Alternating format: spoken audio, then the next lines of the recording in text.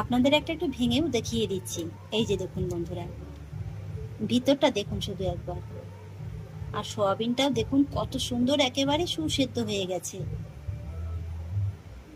শীতের সন্ধ্যায় গরম গরম এরকম খাস্তা সোয়াবিনের পকোড়া, জাস্ট একেবারে সন্ধ্যাটা জমি ক্ষীর হয়ে যাবে। নমস্কার বন্ধুরা, অনুভার রান্নাঘরে আরো একটি নতুন পর্বে সবাইকে স্বাগত জানাচ্ছি। চিকেন ফ্রাই, ফিশ ফ্রাই তো অনেক খেয়েছেন, তবে এইভাবে একবার সোয়াবিনের ফ্রাই কিংবা পকোড়া একবার তৈরি করে খেয়ে দেখুন। কথা দিচ্ছি বন্ধুরা, শীতের সন্ধ্যায় চা কিংবা কফির সঙ্গে কিন্তু এই রেসিপিটি বারবার খেতে মন চাইবে।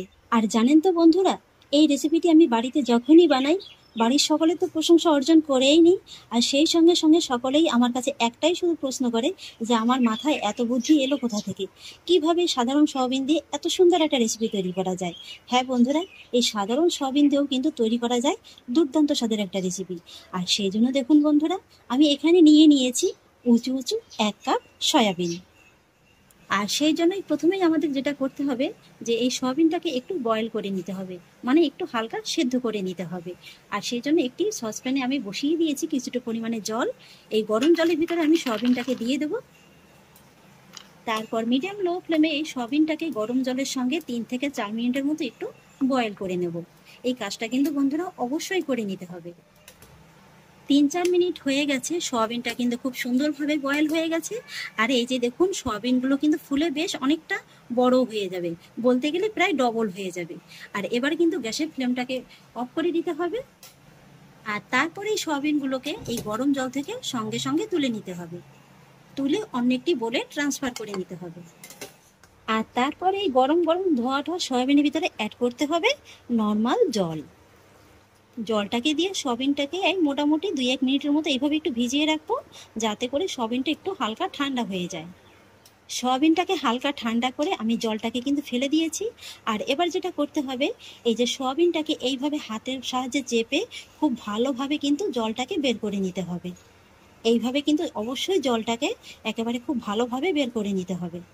তবে খেয়াল রাখবেন, সয়াবিনগুলো যেন একেবারে খুব বেশি ভেঙে ভেঙে না যায়।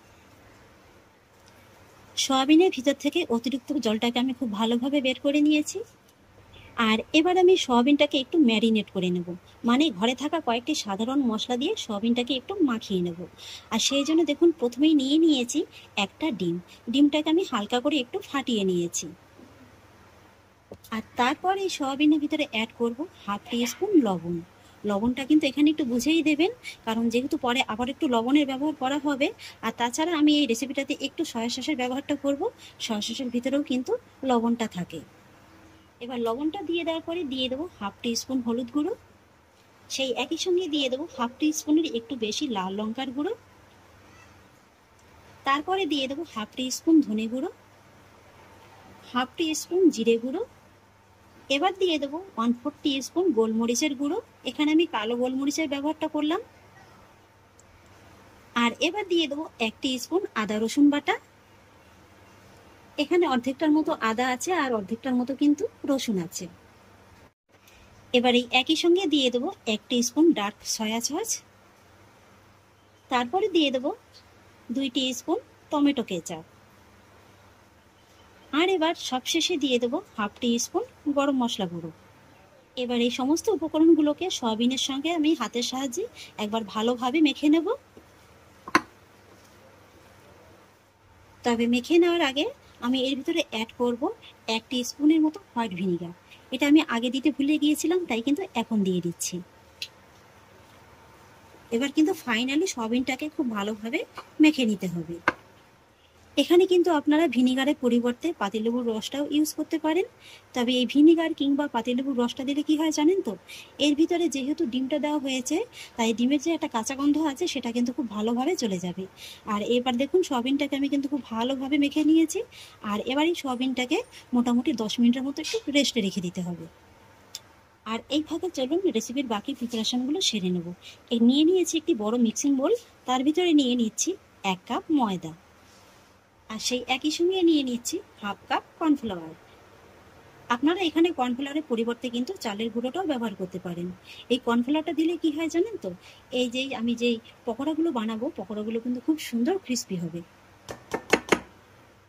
আর এবার আমি ময়দার কর্নফ্লাওয়ারের ভিতরে কয়েকটি গুঁড়ো মশলার উপকরণ অ্যাড করব। সেই জন্য নিয়ে নিচ্ছি 1/4 টিস্পুন হলুদ গুঁড়ো, 1/2 টিস্পুন লবণ, 1/2 টিস্পুন জিরে গুঁড়ো, 1/2 টিস্পুন ধনে গুঁড়ো, 1/4 টিস্পুন গোলমরিচের গুঁড়ো, সেই সঙ্গে নিয়ে নিচ্ছি 1/2 টিস্পুন লাল লঙ্কার গুঁড়ো, একই সঙ্গে নিয়ে নিচ্ছি 1/4 টিস্পুন গরম মশলা গুঁড়ো। আর এবার নিয়ে নিচ্ছি 1/2 টিস্পুন আদা গুঁড়ো আর 1/2 টিস্পুন রসুন গুঁড়ো। তবে এই আদা রসুন গুঁড়োটা যদি আপনাদের হাতের কাছে না থাকে, না দিলেও চলবে। এবার এই শুকনো উপকরণগুলোকে আমি খুব ভালোভাবে মিশিয়ে নেব। শুকনো উপকরণগুলোকে আমি খুব ভালোভাবে মিশিয়ে নিয়েছি। আর এবার এই ময়দার ভিতরে এইভাবে অল্প অল্প করে জল দিয়ে একটু মেখে নিতে হবে। এইভাবে কিন্তু অবশ্যই একটু হালকা করে জলটা দিয়ে মেখে নিতে হবে। আর এইভাবে মাখতে মাখতে একটা পর্যায়ে দেখতে পাবেন যে ময়দার ভিতরে খুব সুন্দর একটা ক্রাম্বল সৃষ্টি হয়েছে।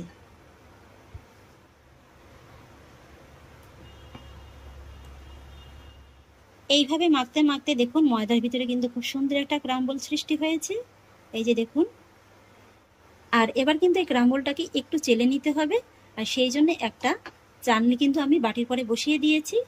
মোটামুটি এই ক্রাম্বলের ভিতরে যে গুঁড়ো ময়দাটা আছে না, সেটাকে কিন্তু এইভাবে একটু চেলে বের করে দিতে হবে। ক্রাম্বলগুলোকে আমি খুব ভালোভাবে চেলে নিয়েছি। আর চেলে নেওয়ার পরে আপনাদের একবার ভালোভাবে দেখিয়ে দিচ্ছি। এই যে দেখুন বন্ধুরা। আর এদিকে সয়াবিনগুলো রেস্টে রেখেছিলাম, 10 মিনিট হয়ে গেছে। আর এবার আমি সয়াবিনগুলোকে এই মশলার ভিতর থেকে এইভাবে একটু তুলে নেব। পুরো সয়াবিনটাকে আমি মশলার ভিতর থেকে তুলে নিয়েছি। আর এদিকে দেখুন ক্রাম্বলটাকে চেলে নেওয়ার পরে যে ময়দার গুঁড়োটা বেরিয়েছিল সেটা কিন্তু ফেলে দেবো না। এই যে ময়দার গুঁড়োটা এই যে অতিরিক্ত মশলার ভিতরে দিয়ে দেব। আর তার মধ্যে দিয়ে দেব আরও 2 চামচের মতো ময়দা। আর তারপরে ময়দার ভিতরে অল্প একটু জল দিয়ে একটা ঘন ব্যাটার তৈরি করে নেব। ব্যাটারটা কিন্তু আমার তৈরি করা হয়ে গেছে। আর এইভাবে কিন্তু একটু ঘন করে তৈরি করে নিতে হবে। আর এইভাবে যখন ময়দার ব্যাটারটি রেডি হয়ে যাবে, তখন যে সয়াবিনগুলো আমি তুলে রেখেছিলাম, সেই সয়াবিন থেকে একটা একটা করে সয়াবিন এই যে ব্যাটারের ভিতরে এইভাবে একটু কোট করে নিতে হবে। আর তারপর কোট করা যখন হয়ে যাবে, তখন এইভাবে তুলে এই যে ময়দা ক্রাম্বলের ভিতরে দিয়ে দিতে হবে। আর তারপরে এইভাবে ক্রাম্বলের সাহায্যে সয়াবিনটাকে একটু ভালোভাবে কোট করে নিতে হবে।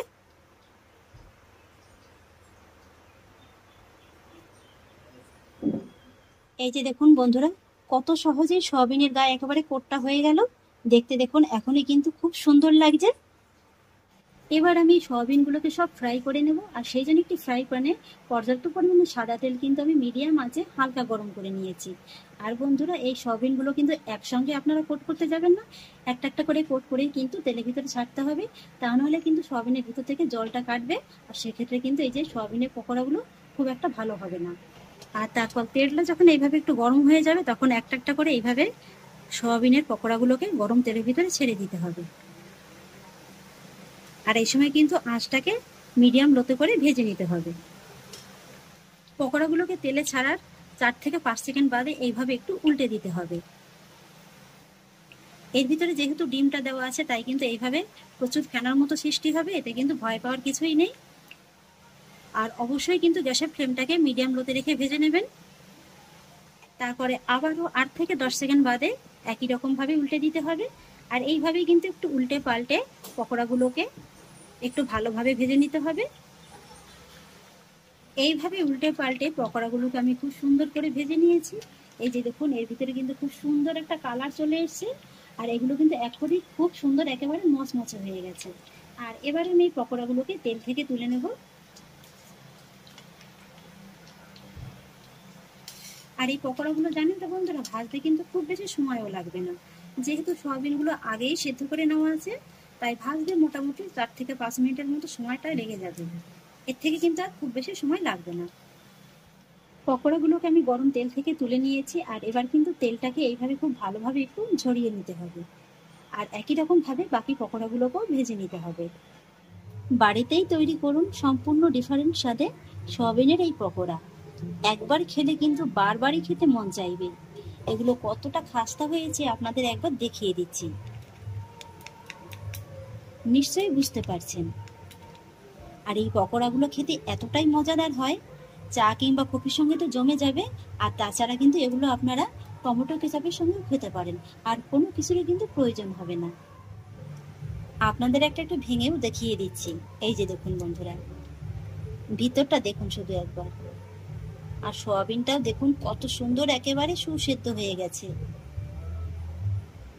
শীতের সন্ধ্যায় গরম গরম এরকম খাস্তা সোয়াবিনের পকোড়া, জাস্ট একেবারে সন্ধ্যাটা জমি ক্ষীর হয়ে যাবে। তাহলে আশা করছি বন্ধুরা, আমার আজকের এই সোয়াবিনের পকোড়া রেসিপি আপনাদেরও খুব ভালো লেগেছে। যদি ভালো লেগে থাকে তাহলে আমাকে অবশ্যই একটা লাইক এবং কমেন্ট করবেন, সেই সঙ্গে বন্ধুদের সঙ্গে শেয়ার করবেন। আর প্লিজ বন্ধুরা, যদি আমার পরিবারের নতুন সদস্য হয়ে থাকেন তাহলে একটা সাবস্ক্রাইব করে পাশে থাকা বেল আইকনটি প্রেস করে দেবেন। ফিরে আসছি এরকমই পরের অন্য কোনো নতুন রেসিপি নিয়ে। সবাই ভালো থাকুন, সুস্থ থাকুন, ধন্যবাদ।